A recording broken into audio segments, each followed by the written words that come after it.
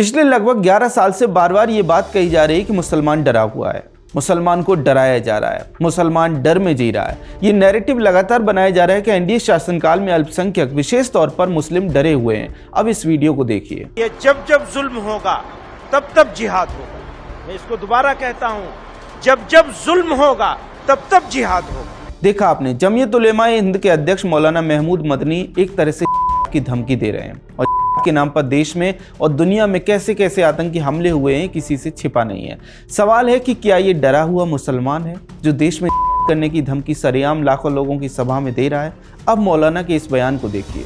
मुर्दा कौमें मुश्किलात में मुब्तला नहीं होती, वो तो सरेंडर कर देती है। वो कहेंगे वंदे मातरम पढ़ो तो पढ़ना शुरू कर दे। ये पहचान होगी मुर्दा कौम होने की। और अगर जिंदा कौम है तो फिर हौसला बुलंद करना पड़ेगा।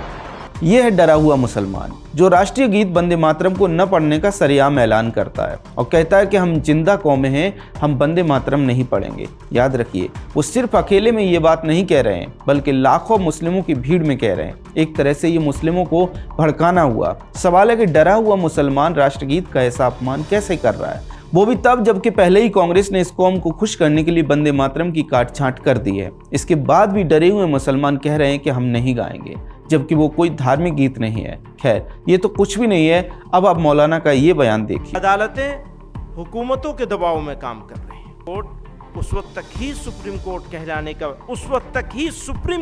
का मुस्तहिक है जब तक आईन की पाबंदी करे, कानून के हुकूक का ख्याल रखे।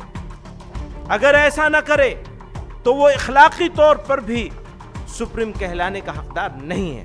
देखा आपने, डरा हुआ मुसलमान कह रहा है कि अदालतें सरकार के दबाव में काम कर रही हैं। वो ये भी कहता है कि सुप्रीम कोर्ट सुप्रीम कहलाने का अधिकारी नहीं है। ऐसा इसलिए क्योंकि राम मंदिर और 3 तलाक जैसे मामलों पर कोर्ट ने कानून से संविधान के मुताबिक फैसला दिया। मतलब अगर फैसला इनके पक्ष में होता तो कोर्ट सही होता। लेकिन सवाल यह है कि क्या सुप्रीम कोर्ट अब मौलाना के इस बयान को कंटेम्प्ट ऑफ कोर्ट के तौर पर लेगा? क्या सुप्रीम कोर्ट मौलाना के इस बयान का स्वतः संज्ञान लेगा? क्या कोर्ट मौलाना के ऊपर कार्रवाई करेगा?